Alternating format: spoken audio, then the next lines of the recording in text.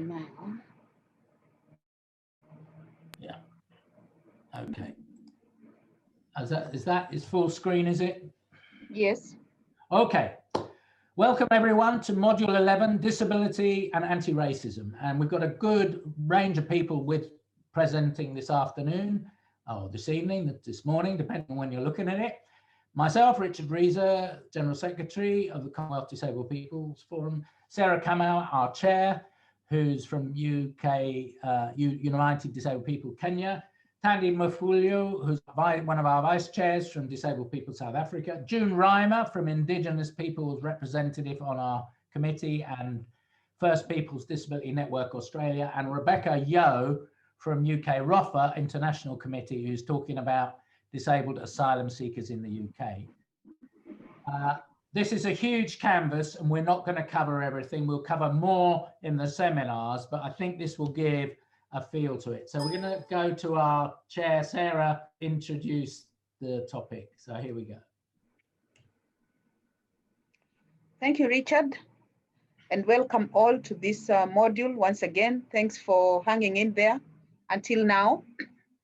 I'll start introducing the disability and anti-racism module by saying, as disabled people, we live our lives on the receiving end of prejudice and discrimination based on generalized perceptions arising from false idea of normality.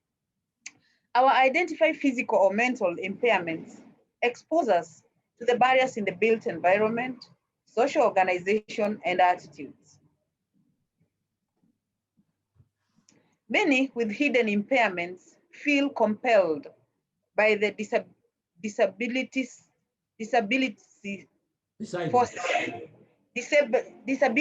forces in society to pretend they are not disabled and cover up their hidden impairments and resulting barriers they face.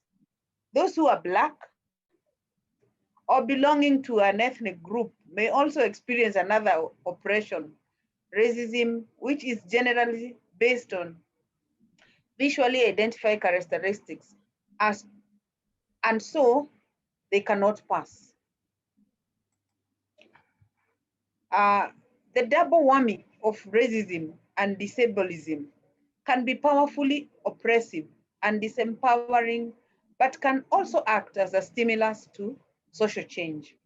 Here, we hope to reflect both these forces.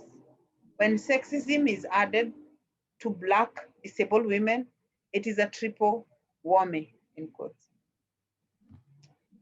We will use the term Black, in quotes, in the political sense to relate to all those by racism rather than relating to skin color. Today, a broader definition of racism is used. Racism is defined as the expression of racist beliefs, which are also stereotypes, racist emotions, which are prejudices also, or racist behaviors and practices, which are discrimination in practice that maintain or exacerbate inequality among an ethnic racial group. Racism is one manifestation of a broader phenomenon of expression which include sexism, ageism, classism, and disableism.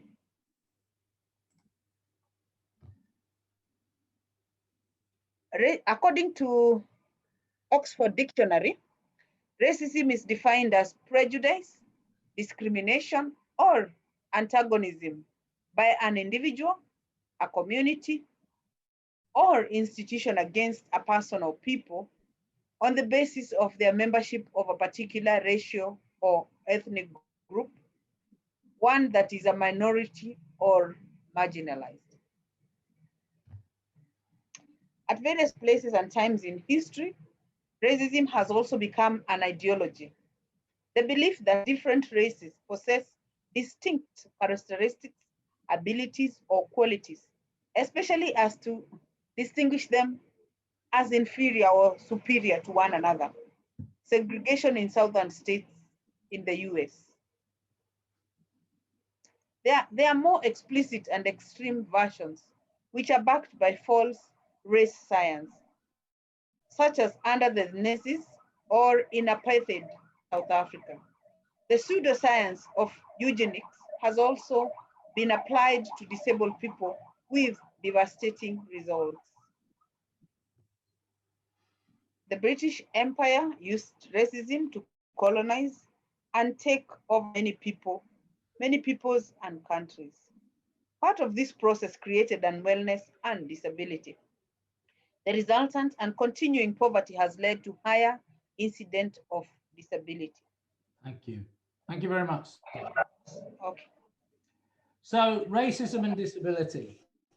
Racism, by its barbarity and lack of humanity, creates impairment and has enforced disableism on those who survive. So it is a mechanism of creating disability. The first especially hit were First Peoples as European expansion threatened First Peoples in North and South America, the Caribbean, Australia, New Zealand, other parts of the empire, and decolonization and equal rights is still an issue. While politically these countries may be decolonized, people's heads, they are necessarily still decolonized. Today, inequalities in health arising from racist ideas, actions, and white superiority are still leading to disableism and racism amongst surviving populations. The forced mass movement of millions of slaves from Africa to America and the resulting diaspora has left a lasting legacy of poverty, poor health, and disableism reinforced by racism. And here we need to remember that at the time that the slave trade was operating, for most of the time, the United States was a British colony, and therefore the British Empire is responsible for the structures of racism that are occurring in the United States, and we've seen played out in the last year by Black Lives Matter. It's part of the same phenomenon. The United Nations definition of racism, the UN doesn't define racism, it defines racial discrimination according to the International Convention on the Elimination of All Forms of Racial Discrimination in 1965.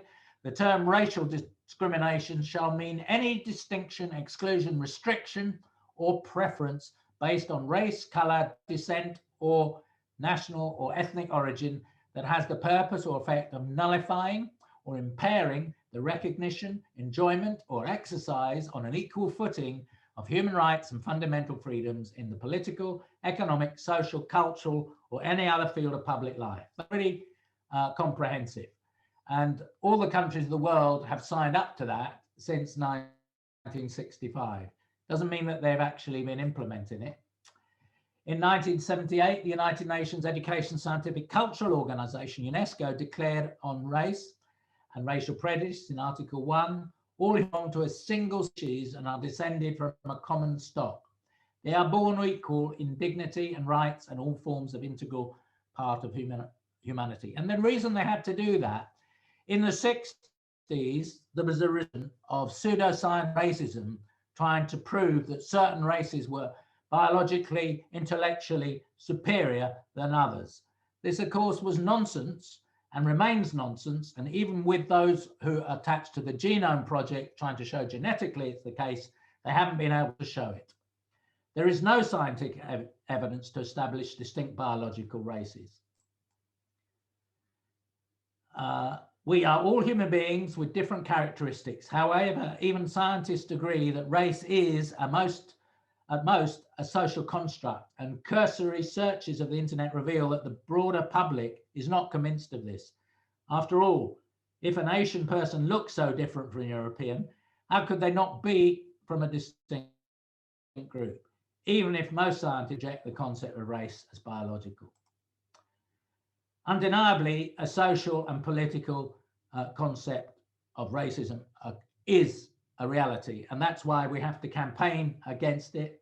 As disabled people organizations, we also have to be anti-racist and campaign alongside ethnic minorities and racial minorities for equal rights. So where's this roots of racism come from within the British context? It's not just an ideology, it's an institution. It exists at all levels of society. Its origins don't lie in bad ideas or human nature, as has often been said. Rather, racism originated with capitalism and the slave trade in Europe. Now, there were slaves in other societies over many thousands of years, but they were not seen as a different group racially. In fact, they were mixed in all sorts of ethnic origins. This idea of a people that is the difference. As C.L.R. James, the great economic historian from the West Indies, said, the conception of dividing people by race begins with the slave trade. This thing was so shocking, so opposed to all the conceptions of society where religion and philosophers had, that the only justification by which humanity could face it was to divide people into races and decide that the Africans were an inferior race. Another West Indian historian said, and cricketer, Eric Williams, in his book, Capitalism and Slavery, slavery was not born of racism, rather than racism was a consequence of slavery. Now, this is a controversial view from a more of a Marxist position, as being challenged by many historians, but we nevertheless find that there is a lot of proof for it in what we can find in the archives. The origin of the slave trade, we need to go back a bit, and here I'm using Sivanandan's Roots of Racism from the Institute of Race Relations. To justify enslaving humans, Europeans came to argue Africans were inferior and were not fully human. For centuries, Catholicism, the main religion until the Reformation across Europe, had held that a person who could only be fully human if he or she was a believer within the true church and had been baptized. And by the way, at that time, and for many hundreds of years, disabled people were not allowed to be baptized within the Catholic Church. So there's a similarity there. So non-Europeans who worship different gods were seen as inferior human beings. In European history, this belief had vented itself against Jewish people with waves of virulent anti-Semitism from the 12th to the 16th century, and of course still today. There was therefore a culture of discriminating against and abusing a whole people. This was easily transferred to African slaves and justified by the bar capture, transportation in the Middle Passage, and treatment on the plantations. We don't have time to go into that 400-year history, but it is horrific and well worth looking at. Also, the European mind, darkness, fear, and evil was seen as the very opposite of Christian whiteness and light. Initial First Peoples and then indentured European labor was used on colonial plantations, producing luxury commodities such as tobacco, cocoa, sugar, and cotton. But short supply and other issues meant turning to African slaves from about the middle of the 15th century. The moral argument later was one for abolition of the slave trade, but not till a huge amount of wealth had come to the European nations, and particularly Britain, who became the premier user of this after about 1815. In England, the abolition of slavery in the colonies took place 28 years later in 1835. The slave interest in Parliament, which was strong in the UK Parliament, asked for a massive compensation package, which is equivalent of 40% of the GDP of Britain, and taxpayers in Britain were still paying this off in 2015. The equivalent of £300 billion was paid to the slave owners, those 61,000 slave owners. 18th century, the UK contribution to the economy from this grew from 3.5% to 11.5%. That's every year. So that's a huge accumulation of capital. And there seems little doubt from recent data from Cambridge that that capital input was the main stimulus for the Industrial Revolution, which has led to modern global capitalism today. Now, if we look at the map on the other side, you can see the exchange that was going on here. Goods from Europe and ports on the French coast, Netherlands, and the Dutch and Portuguese before them, and Britain in particular, Glasgow, Bristol, London, and Liverpool were the main slave cities, were sending goods down for ivory, guns, little trinkets, and so on. These were traded all along the African coast, which had been opened up 150 years ago before by the Portuguese on their route to the east. And slave forts were built as trading posts, and these became slave forts where the interior was raided, not just by white traders, but many African tribes were doing this as well and getting paid for it. And people were brought to the forts and then took a 12 to 14 week middle passage. They were packed in to boats in a very inhuman way, and between 9 and 20% of them died on the middle passage. The Portuguese did less so in the route to Rio, only 9 to 10% died there, but on the middle passage for the British, it was nearly 20%. And they were selling slaves into Middle America, the Caribbean, and into the southern states. And from the southern, their economy grew by providing fish and other products for the slave plantations. And this wasn't just Britain, but Haiti, which was the French plantation, and Haiti, Saint-Domingue, as it was then, was in fact the most wealthy of all of these slave islands, producing more at its height before the French Revolution in terms of wealth than anywhere else in the world. So this was big, big money coming in and passage to Europe, and of course to America as well. So American latent capitalism was developing at the same time from this. An example, you may have seen the news coverage of the toppling of Edward Colston in Bristol, the slave trader. He was a member of the Royal African Company. Now, the Royal African Company was a mercantile English trading company set up in 1660 by the royal family, the Stuart family, and the City of London merchants. It was led by the Duke of York, who was the brother of Charles II and later became the King, James II. It shipped more slaves to America than any other company in the history of Atlantic slave trade. It was established by Charles II, gained the English throne after the Restoration. While its original purpose was to exploit the gold fields of West Africa, it soon developed and led this brutal trade. It also extracted other commodities from the Gold Coast. After becoming insolvent, it survived in a state much reduced until 1752, when its assets were transferred to the African Company of Merchants, but it still was trading well past the abolition of slavery. We want to look at the quantum of who was involved here. This is slave voyages from 1500 to 1900.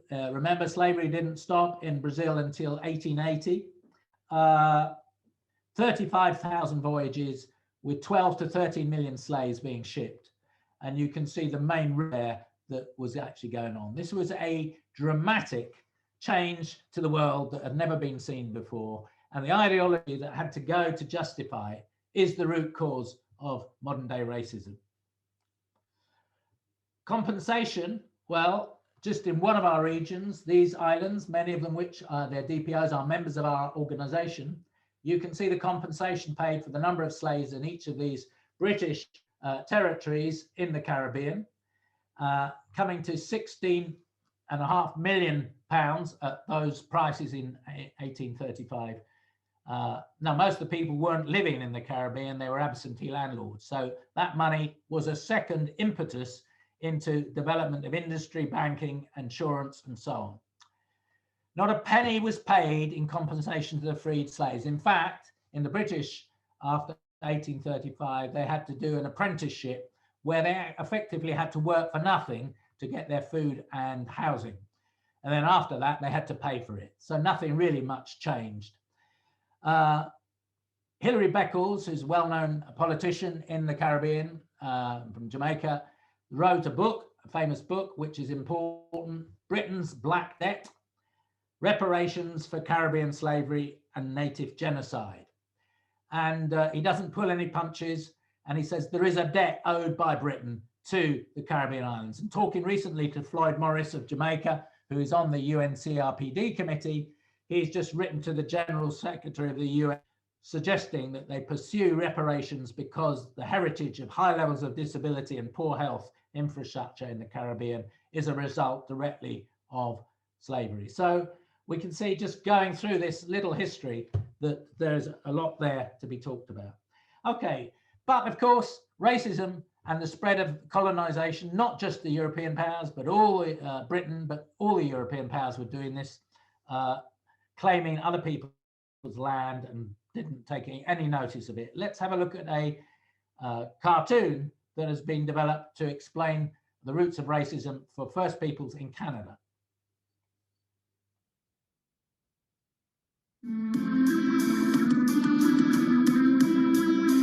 Entering the school corridor.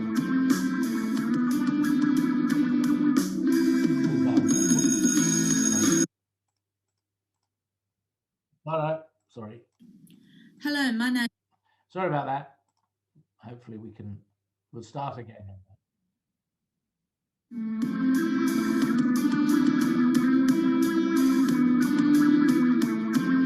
School corridor, coloured in, school bell going. Boy looking sad. Hey, little bro. Why so sad? It's nothing. Hey, seriously. What's up? Some kid was making fun of me at school. Said my art sucked. Wow, that's hard to believe. Your artwork is amazing. He must have never seen a whale before. Yeah. He said it was just a stupid Indian drawing. He's probably just jealous because he doesn't have your talent. This is a really hard style to master, and its teachings have been handed down for generations. It's how we keep our culture and identity alive. People are often scared of things they don't understand. Instead of trying to learn about someone, they prejudge you based on what they think they know. But he was just so mean about it. Let me show you something. Remember when Grandpa used to tell us about our connection to the land? To respect the land and the people that share it with us. Yeah, I remember. Right. Not everyone shares our views. And for the longest time, we have been told we are not part of this land at all. But we've been connected to the land forever. Not everyone believes that. Looking at a lap. Wow. This is cool. What is it? It's something I've been working on. Why is there so much space before contact? Because we were living here long before Europeans arrived. There's a timeline on a map. Wow. This is how it was on Turtle Island pre-contact. We lived in harmony with the land. This delicate balance allowed us to thrive for generations. Look, a ship has landed. Why did that person put a flag there? He's claiming this land for his country. European explorers believed this land was free for them to take, and they set up colonies to expand their empires. They did not consider the indigenous people that had lived here for tens of thousands of years.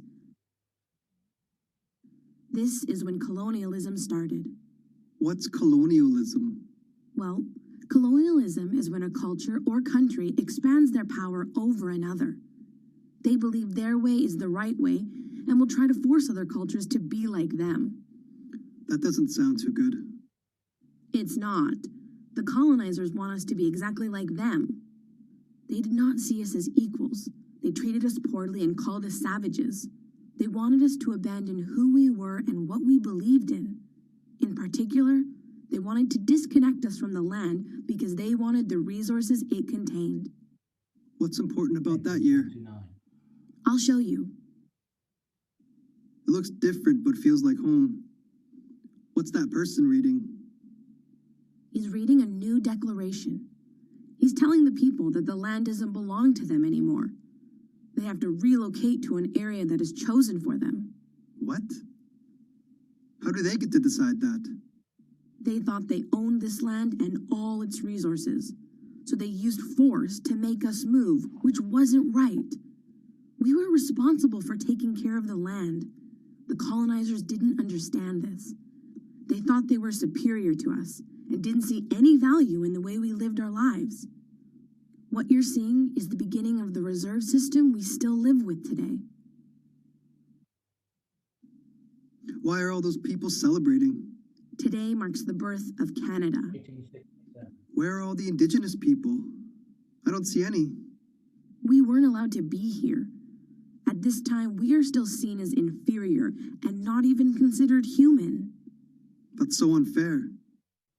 Unfortunately, that was the way a lot of people thought in those days. What's happening now? Politicians are approving the Indian Act.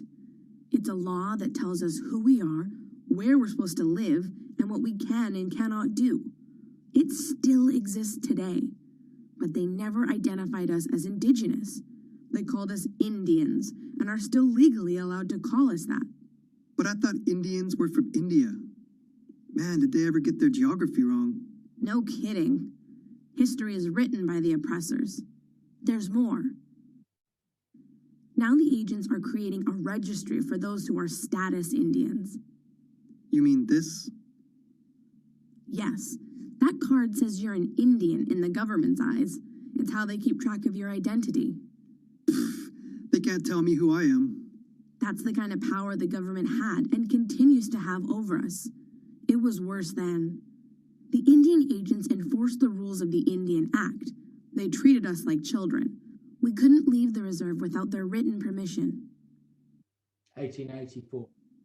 Why is that person taking away the elder's drum? It's sad and disturbing, I know. But at the height of their power, agents were able to control many aspects of our lives. Like our ceremonies, it was illegal for us to practice them. The government didn't want us to maintain our culture, only theirs. That little boy didn't do anything wrong. Why is that man taking the child away? They're taking him to a residential school. The government thought that if they had placed restrictions on our identity, we would abandon who we were and assimilate into Canadian culture. But it didn't work out the way they had planned. So the government thought it was easier to take the children away from their families and teach them what it was to be Canadian. That's not right. It's hard to watch, but that's what happened. They tried to erase our identity. Students would get punished for speaking their own language. It was a traumatic experience for everyone that went to residential school. That pain didn't end when they left either. It stayed for generations, and we're still feeling the effects today. 1900. Why can't that person come in? It looked like he wanted to help them. That's because back in the 1920s, it was illegal for us to band together. We couldn't use our resources, raise money, or hire lawyers to defend our rights in court. They really didn't want us around, hey? They did whatever they could to make us feel powerless. It wasn't just the government that was trying to chip away at us. Wait, that kid was happy to see one of our people get shot. We aren't the bad guys. No, we aren't. But this is the attitude that was being sold to the Watching general Cowboy public. Indian film. While the government oppressed us and made us feel ashamed of who we were, popular culture reinforced it. Corporations use our images as mascots to brand their teams. They hide behind their racist logos and tell us they are honoring us. I don't see any honor in what they're doing. There isn't. What's worse is they're treating our identity as something that can be sold. This still happens today. This is where things start getting interesting. It's a time of political and social change. Protesters were fighting against oppression to gain equal rights for everyone. We were no different. The government made another attempt to create a national body and identity and tried to pass the White Paper. On one hand, it would get rid of the Indian Act, but it would also completely erase our distinction as Indigenous people. Wow, there's so many of us united. Yeah, I think the government realized just how powerful we are when we stand together. Why does this door have a question mark? Because this part is still being written. I know the racism you experienced was hurtful, but you should never feel alone. You can always find someone to turn to, whether it's me, our family, friends, or teachers. Always remember that we are a strong people. And even though the colonizers attempted to destroy our spirit, we kept our culture alive.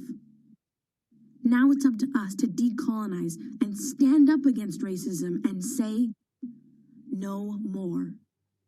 So, powerful film there. over to Sarah, is going to tell us a bit more about what's going on in Canada today. Sarah, just before you do, Richard, we're currently at 28.5 minutes. Okay, that's fine. I'll talk about disability statistics for Canada. In 2017, 32% First Nations people living off reserve in Canada, 30% of Métis, mixed European and First Nations, and 19% of Inuit had one or more disabilities that limited them in their daily activities. 22% of the non-Indigenous population had a disability. Rates of disability among the First Nations people living off reserve and Métis were higher than for non-Indigenous people. This remained true after accounting for differences in age, geography, and population center size between the population groups. Rates of disability among Inuit were lower, largely because Inuit are younger. Among First Nations people living off reserve, Métis and Inuit, disability rates were higher for women than for men. Disability rates increased with age for both men and women. Of all severity levels, mild disabilities were most common among all three Indigenous groups and for both men and women. Among all Indigenous groups, again, pain-related disabilities were most prevalent. Indigenous people made up 4.9% of the Canadian population in 2016, according to the Census of Population. Of the Indigenous population in Canada, 58% First Nations people living both on and off reserve. 35% were Métis and 4% were Inuit. The majority reported a single Indigenous identity. This is according to the statistics, Canadian statistics in 2017. More than half of the First Nations people lived off reserve. That is 56% of those. Canadian racism creates disablement for Indigenous people. The statistics are dismal and disgraceful. Factors creating a disabling environment, poverty, disease, alcoholism, and unemployment among Indigenous Canadians continue to be an issue. Children raised in these environments have more physical and emotional problems than other children and are more likely to become disabled or become chronically ill than children from the general population. Estimates indicate that nearly 80% of all disabling conditions among Indigenous communities are preventable. The lack of appropriate services is evident in many rural and reservations as well as in urban areas. Moreover, appropriate usually means culturally appropriate, which is what services to any minority group should be, but often is not. Jurisdiction disputes about services provision actually led the list of majority headaches for Indigenous communities. Such disputes are the source of some of the most inhumane acts ever committed against innocent people, all carried out within the letter of the law. Here's an example. It's an example of a lady Joyce Echakwan, who is an Indigenous person, who posted her story about discrimination on Facebook. And it says, the systemic racism endured by Indigenous people in Canada's health care system exists because the system was designed that way. Health Minister Patty Hadju said today, after a meeting with representatives from the province's Indigenous groups and the health care sector. Sadly, this is not to me, Hadju says. This is the Minister for Health. Racism is not an accident. The system is not broken. It was created this way. And the people in the system are incentivized to stay that way. This is very sad and very, very against human rights. Hadju, again, the Minister for Health, made the comments after attending a meeting with the Indigenous Services Minister Mark Miller, Northern Affairs Minister Daniel Van Dau, and Crown Indigenous Relations Minister Caroline Bennett to discuss racism in Canada's health care system. The meeting, with some 400 participants from across the country, was called following the death of an Indigenous mother of 7, Joyce Echaquan, who died in Quebec hospital last month. Echaquan was 37 years old and some of the last moments of her life on a video later that was released on Facebook. This video captured Echaquan screaming in distress, along with the voices of staff members making degrading comments, calling her and saying she would be better off dead.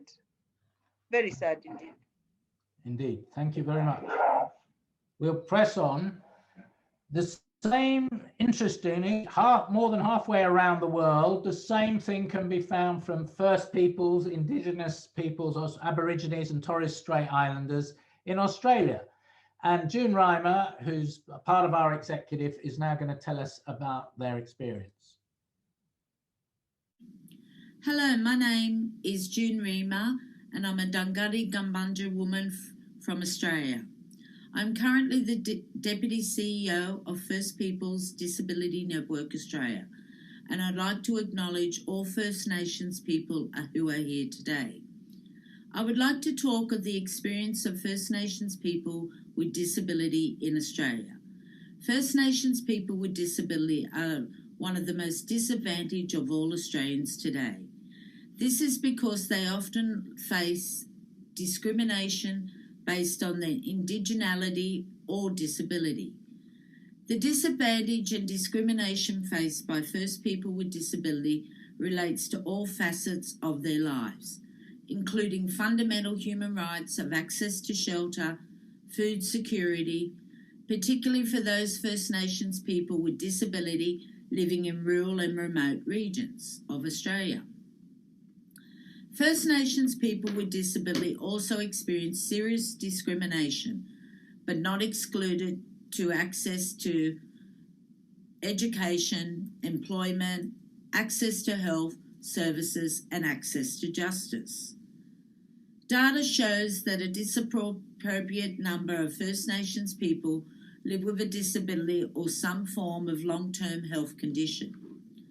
First Nations people with disability are more likely to have experienced threats of physical violence, have poorer health outcomes than other Australians with disability, have experienced problems accessing health services, have been removed or had relatives removed from their family, experience high or very high levels of psychosocial distress, been detained due to cognitive disability, fetal alcohol syndrome, or other impairments, are more likely to be relying on government pensions or allowances as their main source of personal income, and they are less likely to be studying and having jobs. First Nations people with disability are more likely to have indefinite detention without convictions occurring. When people with disability are assessed as unfit to stand trial or not guilty by reason of mental impairment, the situation is disappropriately experienced by First Nations people with disability, with many people detained for longer periods than the term they would have been imposed if they'd had a criminal conviction. An example being of an Indigenous woman with an intellectual disability was regularly kept in isolation for 23 hours a day at a forensic hospital in Australia, where she lived after exiting prison for more than 20 years. There's overrepresentation and indefinite detention of First Nations people with disability in the criminal justice system. The latest data suggests that First Nations people are 14 times more likely to be in prison, and a third of those people are reporting some form of disability. This is one of the most serious human rights related issues in Australia today. Young First Nations people with disability may get into trouble and be expelled at school because of not enough attention paid to their disability, which could then lead to juvenile detention and adult prison. We also need to analyse and hear the stories of First Nations people with disability in their incarcerations with the police.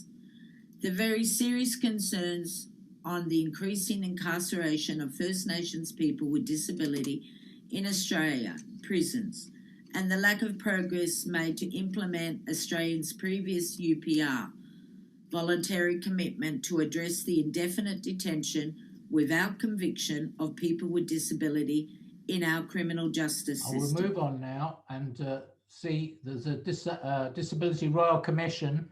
Respectful listening is what they're talking about. And this is an interesting way of gathering the impact of that discriminatory environment for government so that they can actually change things.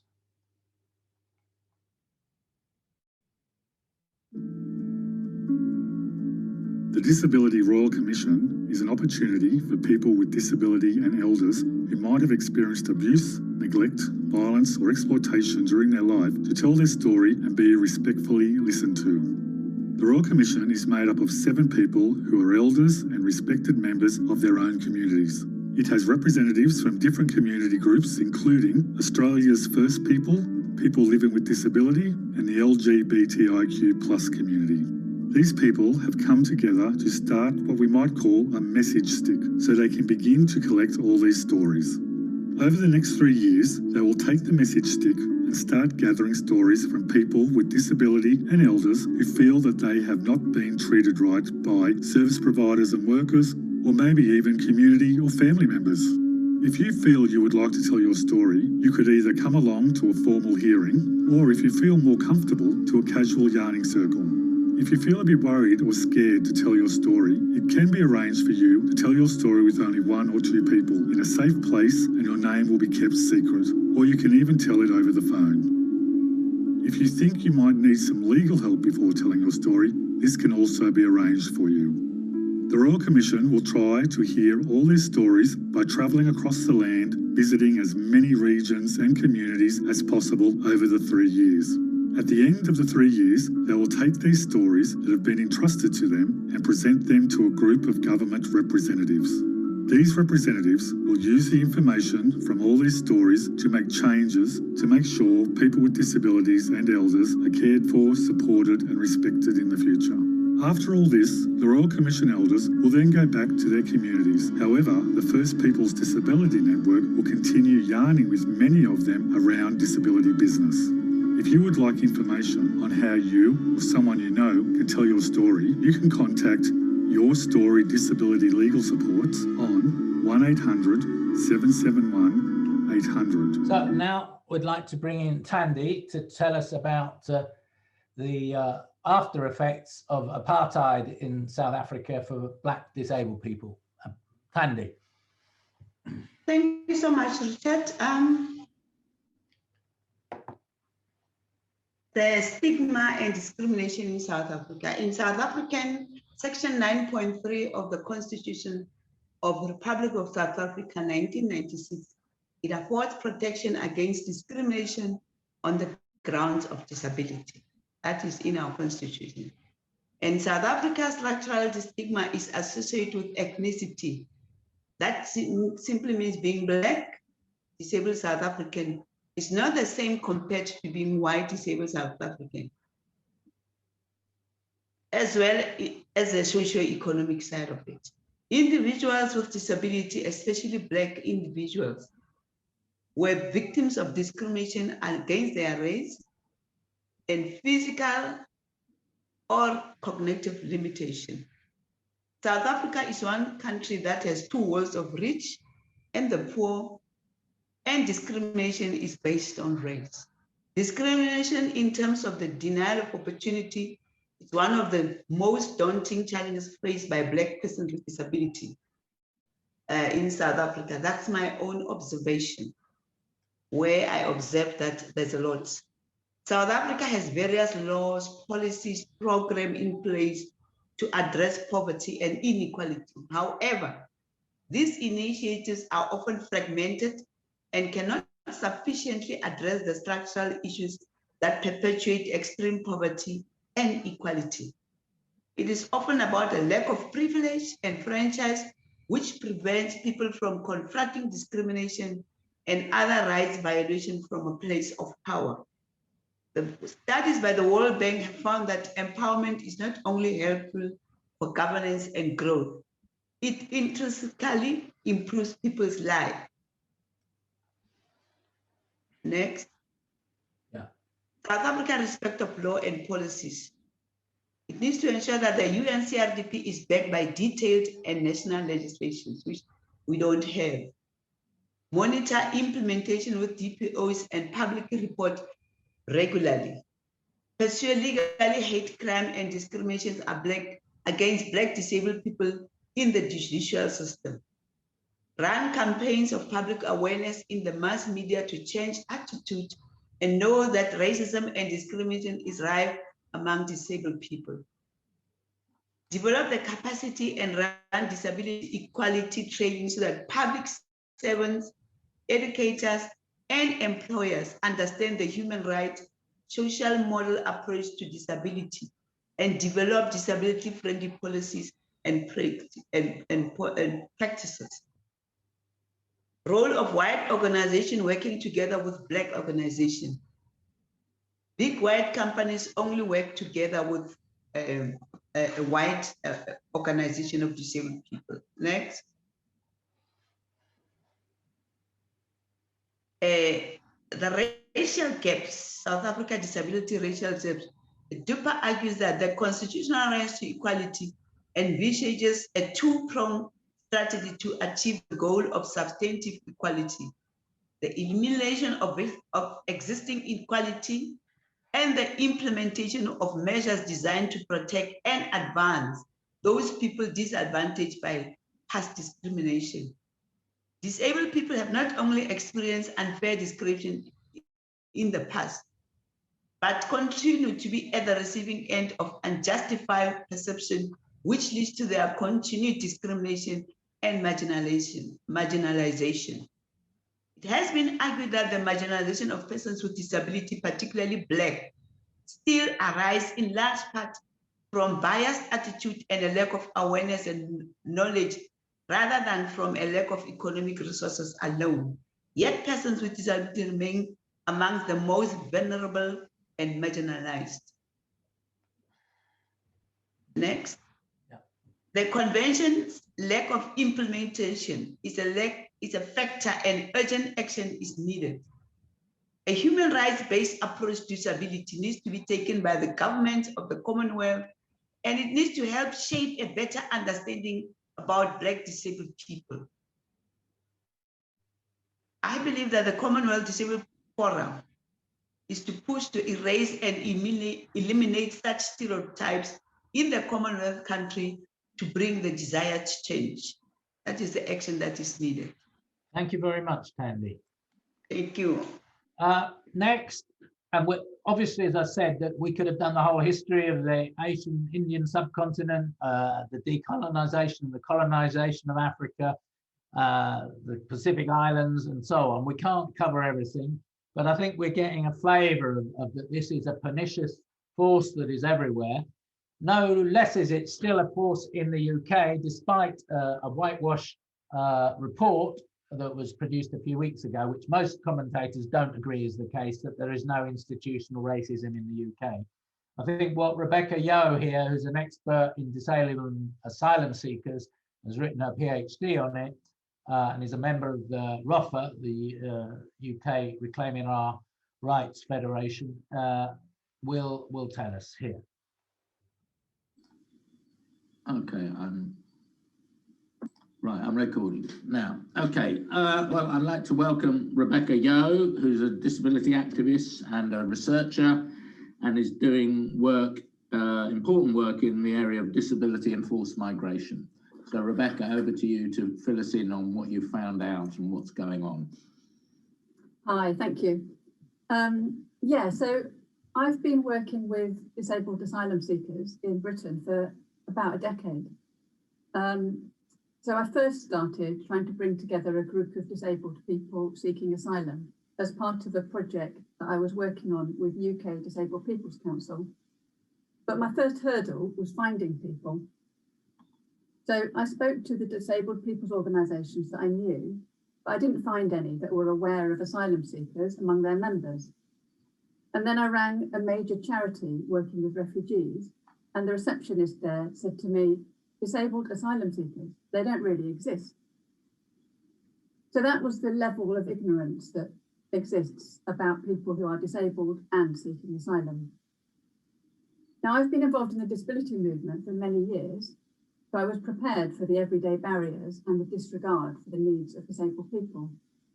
And I'm also the daughter of a refugee, so I grew up with stories of the trauma of losing one's home. And I was prepared for the injustice and hostility of asylum policy. But I wasn't prepared for the casual denial of people's very existence, even within organisations that are designed to provide support. Anyway, eventually, a group of 7 disabled asylum seekers came together and we worked together on the project. And this group taught me about the relentless and systematic restrictions that hinder access to basic services and support needed to meet human needs. That was in 2013. By now, one of those people, out of those 7 people, one has been murdered after unsuccessfully seeking police protection. 2 people have died of cancer, having delayed seeking medical advice, knowing that in Britain, people without legal migration status are not entitled to secondary healthcare. And one person has disappeared after he'd been excluded from lots of different support organisations because of his disruptive behaviour related to mental distress. So it's important to be clear that the injustices of the British asylum system aren't restricted to people who are already disabled. The lives of many asylum seekers are reduced to struggles for basic survival.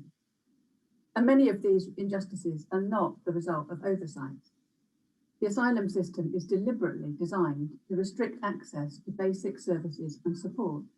It is deliberately disabling. Now I'm focusing on Britain because that's where I'm based. And I'm aware that in some countries, disabled people and asylum seekers may have better access to services and support, and that in other places it may be worse. But our focus has got to be on building solidarity nationally and internationally, and not focusing on who does it better and who does it worse. So I'll outline what I've learned about the injustice that disabled asylum seekers are facing, and I'll describe what I see as the causes. Then I'll talk about what I believe, or why I believe some current initiatives actually reinforce the problem, before thinking about what we really need to do to challenge the current situation. So if we are to build effective resistance, we need to think through what the problem actually is. And we need to avoid putting all our energy into reducing some immediate symptoms for some individuals while leaving the causes untouched. So first of all then, what is the problem? When I listen to disabled asylum seekers speak about their experiences, I wonder how we've come to a point where people can be treated so badly. And the injustice is widespread. For example, among people I know, a woman was in hospital ready for an operation when her migration status was checked and the operation was cancelled. Her support was cut off, and then she could no longer walk as far as the food bank. Another person, a young person with haemophilia, was detained on arrival in Britain, and he was denied medication until after he'd been bleeding for 3 days. Only then was he taken to hospital, but in handcuffs. Now, none of those experiences are unusual, and none of them receive media attention. They're just everyday occurrences. There appears to be an increasingly widespread acceptance in Britain that some people deserve human rights, but others don't. And if that commitment to universal human rights is broken, it becomes an easy step for rights to be removed from ever more people. if we just think through the laws in Britain, so the UN Convention on the Status of Refugees was passed in 1951. Since then, the rights of refugees have been reduced by multiple different acts of legislation. In 1999, the Immigration and Asylum Act removed the rights of asylum seekers to access mainstream benefit. It meant that there was no longer any acknowledgement of the costs of being disabled if somebody was also seeking asylum. And there was no organised resistance about this from the disability movement. Now, this might have been because people were focused on the more positive goal of the UN Convention on the Rights of Persons with Disabilities, which was passed in 2006. But when the British government signed that convention, they added a reservation excluding immigration policy from the government's obligations. There was little organised resistance. It was probably seen as a minor issue in comparison with the groundbreaking international recognition of disabled people's rights. But then in 2012, in Britain, the Welfare Reform Act has drastically cut support available to disabled citizens. And there are many similarities in this legislation with the legislation for asylum seekers in 1999. A UN investigation of the British government's approach referred to it as grave and systematic violation of the rights of disabled people. But even now, the similarities imposed on with policies imposed on disabled asylum seekers are rarely mentioned. It's as if different standards are acceptable for citizens compared with people seeking asylum. So I'd suggest that the removal of rights from disabled citizens is the price that we're paying for the lack of solidarity and resistance when the rights of asylum seekers were removed. It would be wrong to suggest that nothing is happening in Britain. So there are some initiatives that are already taking place. So we need to have a quick look at what these are. It maybe that you think that doing something is better than doing nothing. But I'd suggest that some action distracts us from the fundamental causes of the problem, and sometimes it reinforces divisions and actually undermines the achievements of the disabled people's movement. So in the Home Office, there is now increasing focus on the need to identify people labelled as vulnerable. And then support is provided to people on the basis of, oh, Richard? Mm. Can I cut? Yeah. No. So say how much? So if we cut. I'll stop it there. This is the mural that was done in Bristol by this original group of 7 that she talked about, showing the divide between them, the fear that they feel, and the divide from ordinary life as a result of being asylum seekers. Here's an article in the local press about it. This was also taken to Parliament and launched and caused, some support, which was good. So science and racism, we've said about before, the popular classification of race are based chiefly on skin color, which other relevant features include height, hair color, and so on. Though these physical differences may appear on a superficial level to be dramatic, they are determined by only a minute portion of the genome. We as a species have been estimated to share 99.9% of our DNA with each other. And that's really important. In other words, we are one race, the human race. A few differences that do exist reflect differences in environment and external factors, not core biology. Importantly, the evolution of skin color occurred independently and did not influence our other traits such as mental abilities or behavior, despite what racists and fascists have said. In fact, science has yet to find evidence that there are genetic differences in intelligence between populations. Ultimately, while there certainly are some biological differences between different populations, these differences are few and superficial. The traits that we do share are far more profound. So that's where we are. Just to round up then, we've learned that Black Lives Matter in all sorts of different ways across the Commonwealth and continue to matter, and that we have to show solidarity with the disability movement and those fighting racism. that attempts to deport people lead to increased mental health and make worse the impairments people already have, and that breaches of human rights of asylum seekers and others will lead to the breaches of our own rights as disabled people. First Nations people need compensation and justice for high levels of disability they experience. That the underdevelopment of much of Africa and the Caribbean due to the slave trade has led to high levels of disability, and reparations must be paid, particularly now at the time of COVID. A good start would be to see much more money from Britain going into COVAX. The human rights and justice are still required as racism continues to impact on disabled people in many parts of the Commonwealth. And no, that's it. So I hope you found that useful. I'd like to, I'll close this now and just get, if Tandy and Sarah can put their cameras on for a second, and we'll all say goodbye to everybody. So thank you very much. One last word from each of you, one small sentence maybe, if you've got something. My input around this is to say, once we raise awareness around racism, we are going to win these racism issues, and keep on talking so that people can understand and have a knowledge. Thank you. Sarah?